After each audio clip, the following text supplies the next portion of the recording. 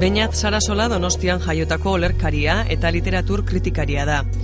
Filosofian eta literatur teoria eta literatura konparatuan lizentziatua, 2 poema liburu idatzi ditu eta itzulpengintzan ere aritu izan da.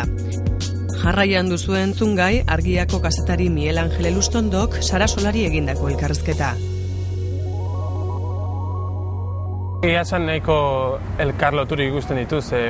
Filosofia oso esparru zabala da, ikasketa esparru zabala da, eta adibidez, filosofiaren baitan ere kokatzen da estetika edo artearen filosofia, eta hor barruan ere jakina literaturaren inguruko filosofia litzatekena edo teoria, eta nik ikasi dudana literaturan baita ere, gero beranduago ikasi nuena, literatur teoria eta literatura konparatua izan da, eta disiplina hori oso gertu dago filosofiatik, erabiltzen diren autoreak asko ere filosofoak dira, eta orduan ez ditut ikusten hain berezirik edo hain banandurik.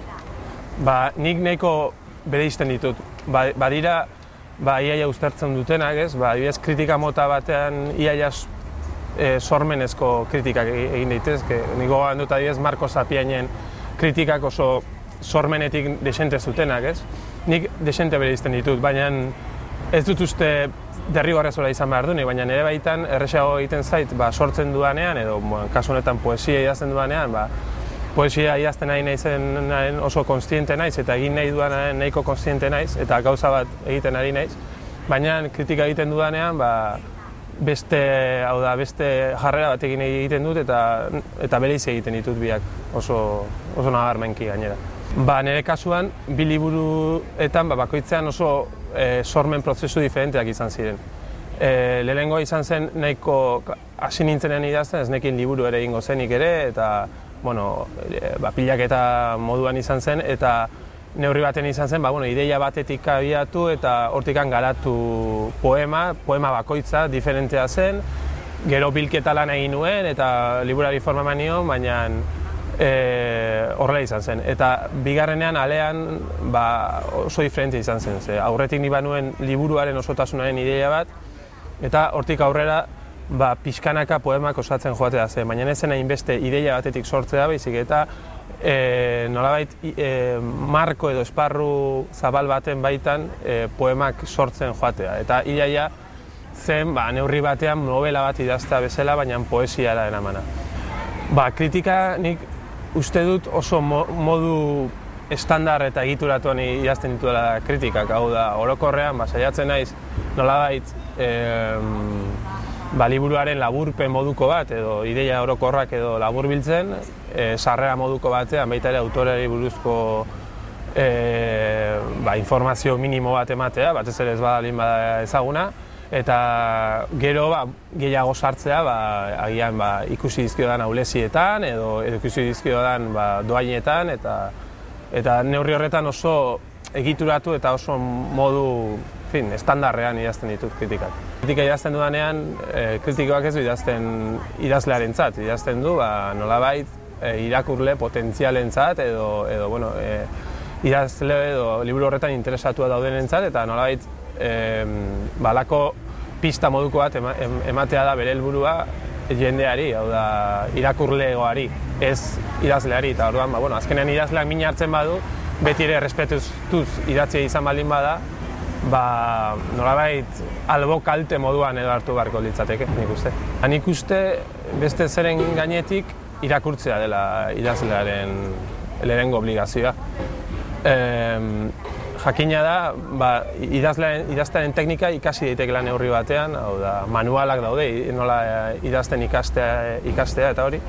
Baina benetan literatura, maila altuko literatura egiteko hortarako ez dago nolabait errezetarik edo, eta hortarako egin behar dena da nik uste irakurri, ahalik eta gehien irakurri, nolabait oso gauza diferenteak irakurri, eta alderan jakina maila altukoak, eta hortik akaso gero idazle bakoitzak hartu dezake zeo zer aurrera begira berak idazteko interesgarria izan daitekena, baina irakurri gabe ezinezko iruditzen zait literatura, maila altuko literatura egitea. Itzultzeak lehenik eta behin ematen dizuna da autorearen, itzulitako autorearen nolabait buruan, neurri batean bere buruan sartzea edo bere mekanismo internoenetan sartzea, askotan irakurtzen ez dituzunak harrapatzen, baina itzultzean sartzen zera, nolabait idazlearen prosa barruraino eta ikuste dituzu bere deskribatzeko formak, elkarrizketak egiteko formak eta hori alde batetik. Eta gero ja itzulpen gintzan propioan, jakina, hizkuntzarekin sekulako lanketa egin behar duzu, bai lexiko aldetik, sintaxi aldetik, alde guztietatik. Eta idazte teknika moduan idazten jakiteko eta ikasteko segurazki ariketa honena da, itzultzea. Blogak eman zian besteak beste, jende batekin ez ezagunak asko halako harreman moduko bat, zen jendeak parte hartzen zuen blogean ere, eta iritzia jaso nituen, eta halako hartu erman moduan oso ariketa interesgarri izan zen, ez? Zuk prensan idazten dezunean, gehienetan prensan joaten da artikuloa edo kritika edo dena delakoa, baina gero feedback hori ez da hain erresa, ez, lortzen, baina blog batean, eta askotan gaina anonimoki, hau da, halako aurreiritzi jakinik izan gabe jendeak idazten du eta hori batez ere.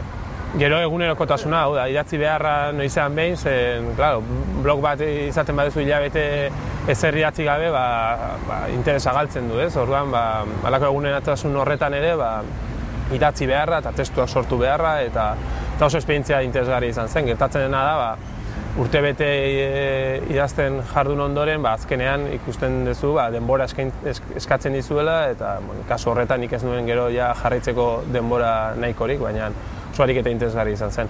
Nik uste nagoela orain ikasten eta momentuz datozen urteetan ere ikasten jarrituko nuke, ez ikasten ez akademikoki, ez zentzu horretan baizik eta idazten eta irakurtzen eta neurri batean literatur munduan ikasten ari naiz, ez?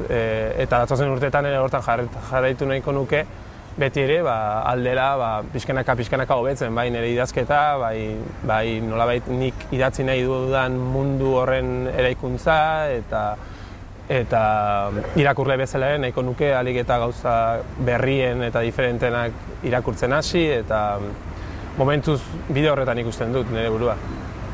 Ni orain irakaskuntza akademikoan nago sartuta, tesia idazten eta baina nire burua ez dut ikusten hortara mugatu da. Nahiko nuke idazten jarraitu sorkuntzan eta zergatik ez baita ere kritika nolabait medioetan edo ez bakarrikan unibertsitatean eta akademian zentratu baizik eta ez eta inbeste interesatzen parte hori, gero agian hori ere hartuko dut, baina gehiago interesatzen zait halako ikuspegi orokorrago bat edukitzea eta gauza diferenteak egitea unibertsitatetik kanpo eta nolabait karrera akademikotik kanpo ere.